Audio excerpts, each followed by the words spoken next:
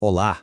Hoje a gente vai mergulhar num universo onde a medicina e o direito se encontram para dar nome e consequência a lesões que muita gente já teve.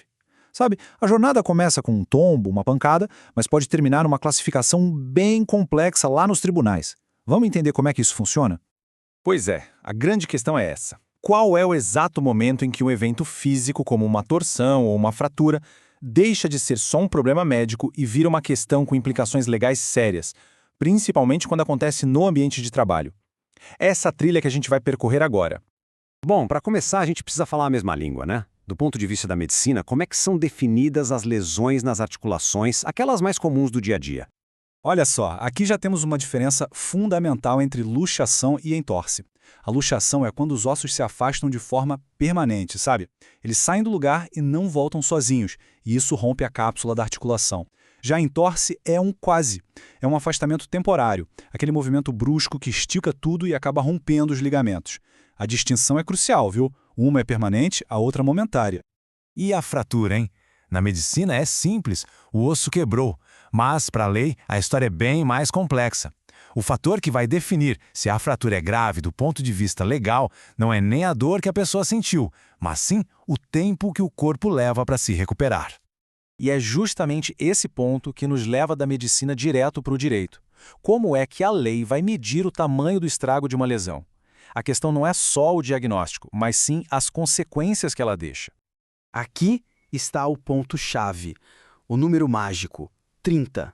Se uma fratura, do ponto de vista médico, precisa de mais de 30 dias para se consolidar, para colar direitinho, pronto. Ela geralmente é classificada como uma lesão corporal grave. É um marco de tempo com um peso jurídico enorme. Mas e se a consequência fica para sempre? Aí a gente entra num outro conceito, o de debilidade permanente. Não quer dizer que a pessoa perdeu o movimento todo, não, mas é uma diminuição que persiste. A articulação não funciona mais como antes, sabe? E só isso já é suficiente para classificar a lesão como grave também. Agora, quando o assunto é acidente de trabalho, a avaliação é ainda mais específica, quase matemática. A redução do movimento é dividida por grau. Por exemplo, uma perda de mais de 2/3 da amplitude do movimento é considerada de grau máximo. Se a perda ficar ali no meio, entre 1 e 2/3, o grau é médio. É um sistema bem detalhado para quantificar o dano. E aqui o jogo vira completamente. Se a lesão acontece durante o trabalho, a gente entra num universo jurídico totalmente diferente, que é o da infortunística acidentária. O nome é complicado, mas a ideia é simples. O contexto muda tudo. A legislação brasileira, em especial a Lei 8.213 de 91, tem uma definição bem clara para isso. Acidente de trabalho é qualquer evento que acontece no exercício da função que provoca um dano no corpo e, o ponto mais importante, que causa a perda ou a redução da capacidade de trabalhar. Não importa se é temporário ou permanente.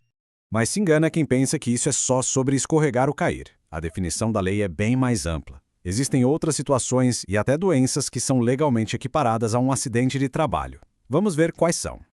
As doenças ocupacionais entram na conta. Por exemplo, a doença de Kienbeck, que afeta o pulso, pode ser causada pela exposição contínua a vibrações em certas profissões. O mesmo vale para alguns tipos de câncer nos ossos, causados por radiação ionizante. A causa não é um trauma único, mas a própria natureza do trabalho, dia após dia. E a lei vai além, incluindo situações bem surpreendentes. Um ato de agressão no local de trabalho, uma contaminação acidental e até mesmo o acidente que acontece no percurso entre a casa e o trabalho. É o famoso acidente de trajeto. Sim, esse deslocamento é legalmente considerado parte da jornada de trabalho. Ok? A lesão aconteceu e se encaixa numa dessas categorias. Mas como é que se prova na justiça que uma coisa está ligada à outra? Como se estabelece essa conexão entre a lesão e o trabalho? Para uma reivindicação ser bem-sucedida, ela precisa se sustentar em 3 pilares. Primeiro, claro, a prova da lesão corporal. Segundo, a demonstração de que houve incapacidade para o trabalho. E terceiro, e talvez o mais importante de todos, o nexo causal. É o elo que conecta diretamente o trabalho à lesão. E aqui a gente chega num princípio jurídico fundamental: indúbio semper pro lesado. O que isso quer dizer? Significa que se existir qualquer dúvida sobre a existência desse nexo causal, a interpretação da lei deve sempre favorecer a parte que foi lesada, ou seja, o trabalhador. É uma proteção crucial. E para a gente fechar, fica uma reflexão. Se a lei considera o caminho de ida e volta como parte do expediente, até onde vai a responsabilidade do empregador sobre o que acontece fora dos portões da empresa? É uma questão bem complexa, que acaba redesenhando as fronteiras do que a gente entende como ambiente de trabalho.